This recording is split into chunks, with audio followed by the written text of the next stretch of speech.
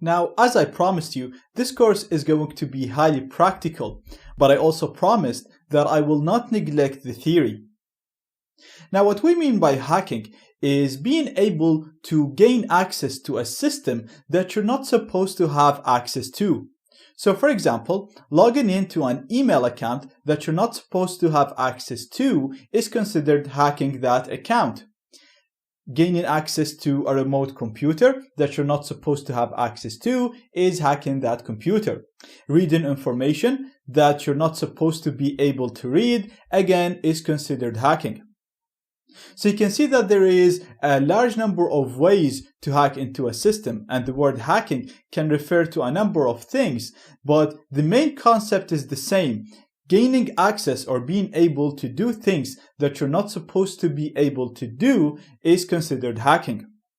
Now, there are three main types of hackers.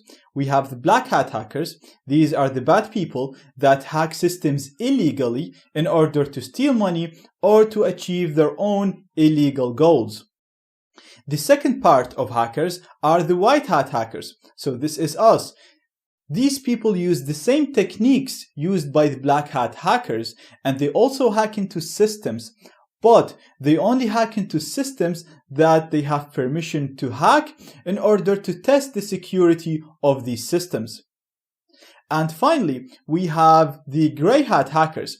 These are a mixture of the two. So they'll hack into any system, even if they don't have permission to test the security of the system, but they will never steal money or damage that system, and in most cases they'll go ahead and tell the administrator of that system.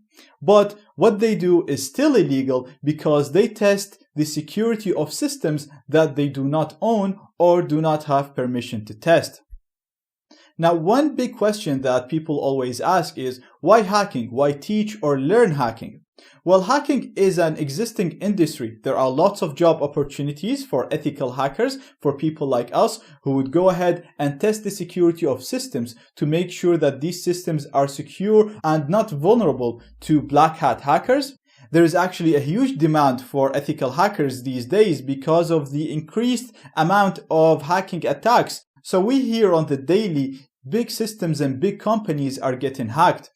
Not so long ago, Uber got hacked and information of more than 56 million users were exposed. So companies like Uber, Facebook, and Google, they hire hackers in order to try and hack into their systems and tell them where the weaknesses are so that they can fix it. They also have bug bounty programs where they literally ask all the hackers around the world to go ahead and try to hack into their websites and with their web applications, and if they could, they will pay them a bounty for the bugs that they find.